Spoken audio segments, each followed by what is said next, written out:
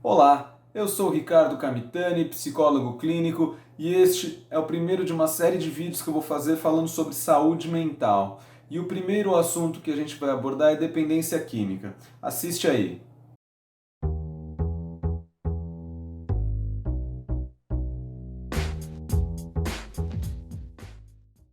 Esses dias eu estava conversando com alguns colegas a respeito da dependência química, e é interessante perceber o quanto as pessoas têm uma imagem extremamente negativa do dependente químico. Muito comum encontrar pessoas que tratam dependente químico como vagabundo, sem vergonha, preguiçoso. Pessoas que entendem a dependência química como simplesmente uma falta de caráter, ou um desvio de conduta. E o primeiro ponto aqui para a gente falar, para tentar desmistificar, ou pelo menos fazer com que as pessoas reflitam a respeito, é dizer que a dependência química vai além de uma falta de caráter, que um desvio de conduta. A dependência química é uma doença considerada pela Organização Mundial da Saúde. E como característica, essa doença faz com que o usuário perca o controle em relação ao uso de qualquer substância.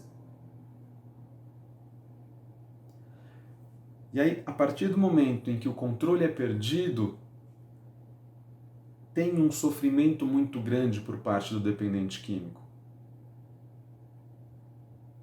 E aí uma coisa que a gente também não pode deixar de lembrar é que, além do sofrimento do dependente, tem um sofrimento muito grande também do familiar do dependente. Daquelas pessoas que moram na casa, da família nuclear. Demandas diferentes, mas o sofrimento, a intensidade de sofrimento é muito parecida. O dependente com a falta de autonomia e com tudo que gera essa falta de autonomia em relação às vontades, e o familiar vem sofrendo todas as consequências daquela falta de autonomia daquele dependente. Então cria-se um ciclo muito complicado, um desafio imenso dentro daquele ambiente. Então é muito importante, quando se fala de dependência química, entender que há sofrimento tanto da parte do dependente quanto da parte do familiar. E o familiar nunca pode ser esquecido dentro desse quadro. Nunca pode ser olhado única e exclusivamente para o dependente. Isso para tentar fazer com que a gente reflita e perceba que não é simplesmente uma falta de caráter ou um desvio de conduta ou uso.